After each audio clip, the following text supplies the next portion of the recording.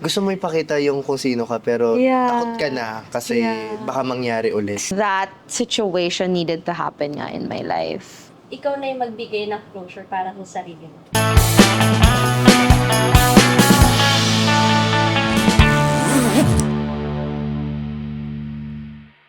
Alam mo, isa sa mga bagay na natutunan ko this year, and then dun sa mga past experience na ginost ko, and ginost ako, is yung lagi nilang sinasabi sa akin na it happens for a reason. That's true. So, kung maaga siyang tinanggal sa'yo, or maaga kang nag-no sa isang bagay o isang tao, ibig sabihin nun, mas pinapalapit mo yung isang opportunity na dapat na talagang para sa'yo. Galing din.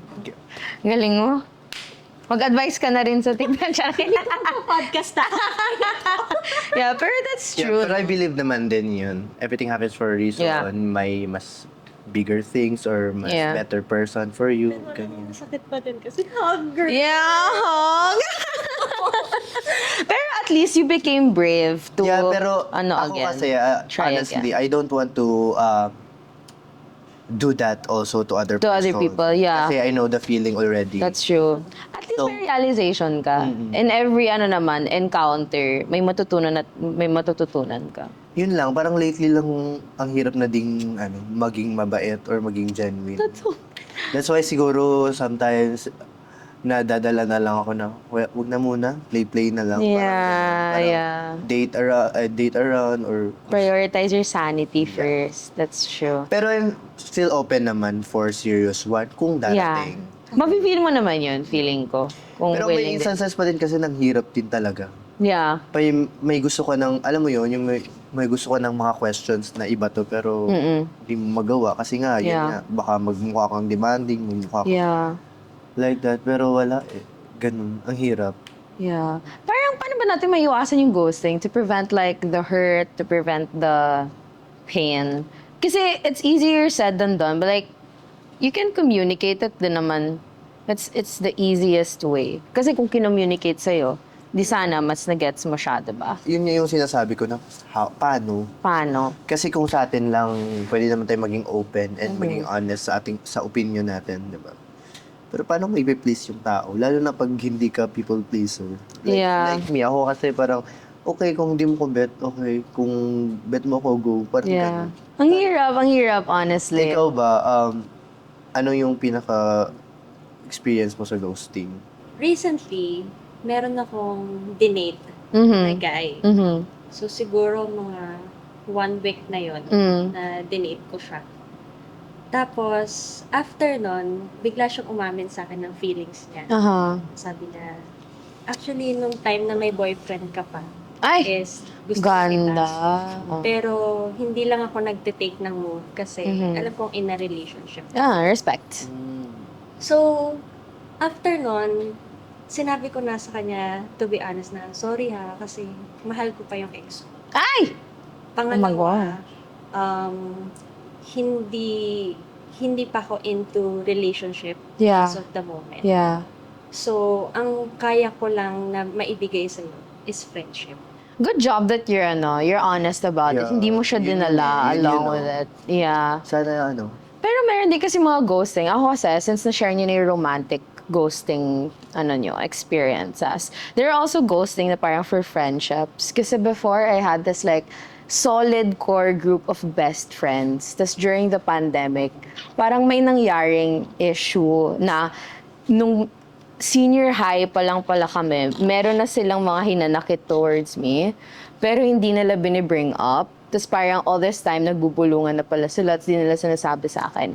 Ako naman, aminado ako na I had my red flags, I had my toxic traits. It's just that, kung kaibigan mo, di ba? Kung punong-puno ka na, sasabihin mo, na Yeah. i-call out mo siya. A true friend will say bad things to your face, Yeah. but good things when they're talking to other people about you, di ba?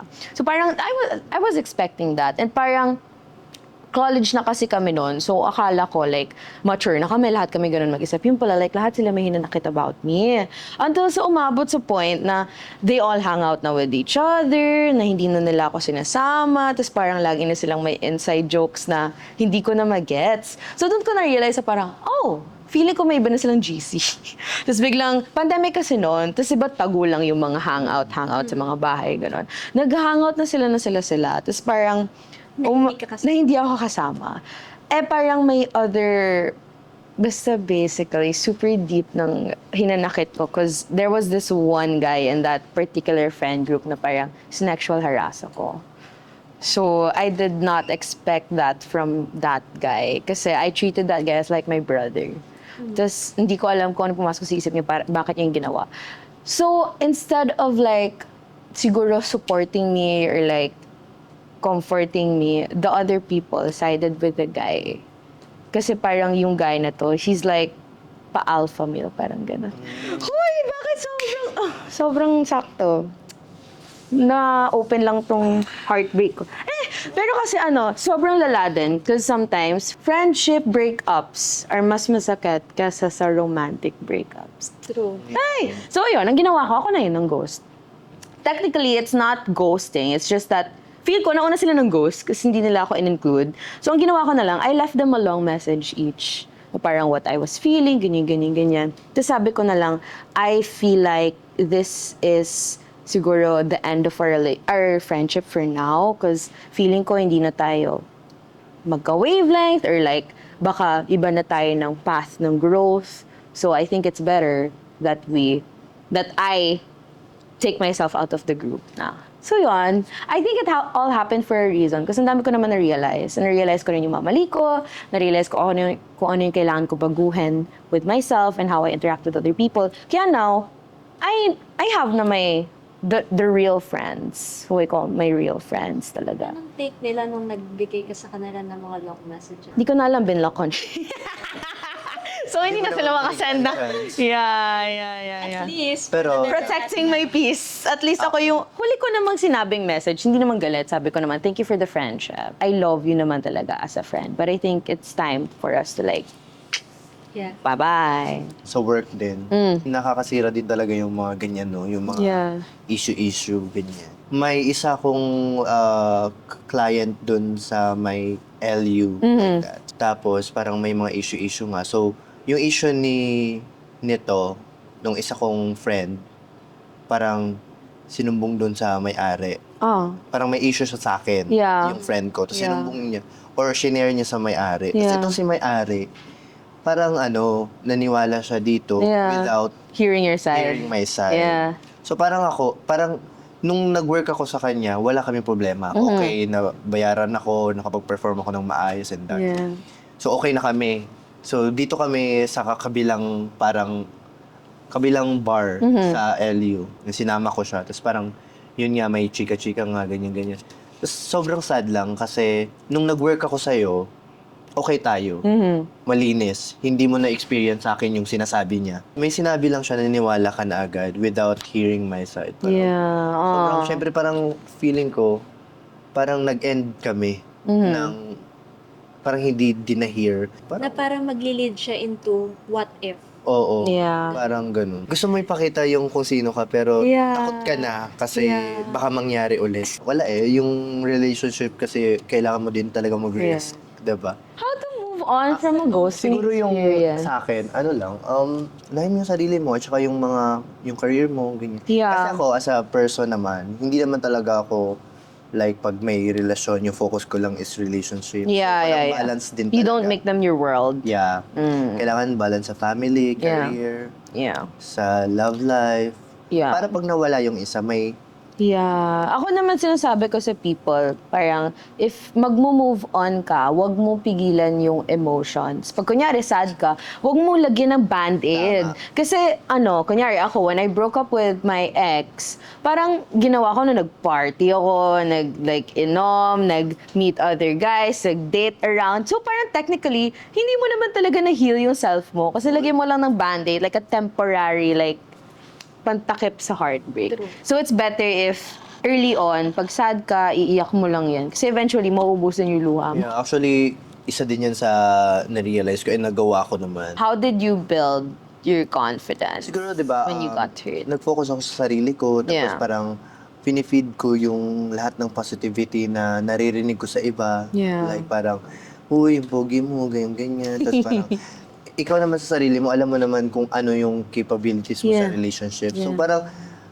bakit pa ako magpapakatanga sa'yo kung ayaw mo sa akin? Eh, Yeah. may mas, mas deserve There's ko yung someone iba. there. Tapos syempre, deserve din nila ako. Maghanap ako ng Period. tao, deserve nila ako. Yes. Another thing siguro na parang how we can build confidence from experiences like this is realizing na in every siguro falling apart of relationships or like in every conflict, lagi parehas kayong may kasalanan. Yes. Kasi diba parang lahat ng mga away, minsan, sinasabi natin na kasalanan ka sa niya. But at the end, either 1% lang kasalanan mo or like 99%, parehas pa rin kayo may kasalanan. And I feel like you can build confidence in a sense na knowing also what you did wrong para in the future, hindi ka na rin makasakit ng Tama. ibang tao. Yun, importante din talaga yun. Yung parang accepting your flaws and mistakes. Hindi Yeah. lang, Being hindi lang self-aware. masyadong ikaw yung parang feeling mo Yeah. victim. Yeah. Malay mo, isa din yun yung parang questionin mo na baka din nga may nagawa kong mali Yeah. or baka din sumobra ako, ganyan. Yeah. But yun nga, dun ka na lang babawi sa next person. Yeah. Siguro I feel like that situation needed to happen nga in my life. Because kung hindi ako ng ghost, kung hindi ko sila iniwan, I feel like I'd be in a super toxic friend group. Nung umalis ako dun sa friend group na yon, I feel like I became my better self. Mas nakilala mo yung sarili. Mas nakilala ko sarili ko, mas nalabas ko rin kung sino ako. And at the same time, sila din. Like, mas Yeah. napakita nila kung sino talaga sila with each other. Kasi parang wala nang person in the group na nang judge, wala nang ganyan. So I feel like may pros and cons naman talaga in ghosting. As long as you realize kung ano talaga yung mali, kung ano yung tama, kung saan ka pwede mag-improve. Kasi if you dwell on the negativity, kung nagdadwell ka lagi sa sad, lalamunin ka lang ng Hindi ka sadness, ng anger. Makakausad. Yeah, may nakita ko online, sabi, hurt people. True. Yeah. So it's better to like show the world love instead of hate. Kasi babounce back din. Yeah, kasi yun yung parang ako din, parang minamantra ko sa sarili ko. Kung Hmm. ano yung ginigive mo sa universe, yun din yung ibabalik sa'yo. Yeah. That's why ako, yun, parang ayokong ipasa sa iba yung pang-ghost. If Yeah. ever man na mangyari yun, I will still communicate kahit di na siya mag-reply. Basta yung Yeah. parating ako Side. yung last message. Parang ganon. So, Okay. para pag binalikan ka, parang, Nasabi ko naman nasabi sa'yo. ko naman sa'yo. Wala naman, eto naman, pinakita ko naman sa'yo yung good side ko and Yeah. yun, siguro accept lang and para mas madali ding mag-move forward. Yeah. Accept sa situation na nangyari, na-accept mo yung flaws mo. Yeah. But move forward. So, ikaw, kung nanonood ka, kung balak mo mang ghost, wag na. Cause like, it's better na sabihin mo sa kanila. Kasi minsan nakakaano rin yun sa ego mo, sa pride, pag aaminin mo sa kanila kung bakit ka mang-ghost. In the first place, may making sense. Pero like, yeah, it's better na sabihin mo yung peace mo. Let's say, kunyari, you need time. You need a couple days, a couple weeks. Huwag mo naman pabuti ng 5 months bago mo i-explain kung ba't mo siya ginost. Pero parang deserve din kasi nung tao malaman. So, isang bagay na pwede kong may advice. Kung kaya mong hindi mang-ghost, sabihin mo na sa kanya upfront na, I'm sorry, hanggang dito lang talaga yung kaya kong ibigay. And ngayon, kung hindi naman niya naibigay sa'yo yung ganong closure, ikaw na yung magbigay ng closure para sa sarili mo. Kasi, hindi ka makaka-move forward doon sa next chapter na naghihintay sa'yo. Malay mo, mas maganda pala para yun sa'yo. Kung mag-i-stick ka doon sa bagay or mamumuhay ka doon sa memories na kasama siya. Do not spread hate. Yeah. Do not dwell on hate. Because at the end of the day, you might lose yourself. You have to find ways to love yourself back so that you can love others as well. True. Yeah. And With that being said, spread love. It's all part of growing up. So, let's go. Yeah, let's go. That's all, everybody. Thanks for listening, watching, and being with us till the end of this video. Again, I'm Dani. You can follow me everywhere. Wala na po ng Twitter. X, TikTok, Facebook, at Dani Buenvenida. It's DaniBuenvenida. And you can also listen to my podcast. It's Landian with Dani. Hi. Yeah. And for me, guys, please do follow me on my socials. It's Muadayaw. It's MUAHDAYAW. And to my boy account, ZEDDROSAL. Zed Rosal. Yar. And me naman, it's Yanverse PH sa TikTok, FB, and IG. So, yun lang. Yay! Thank Thank you for you. watching! BP Talk. Shh.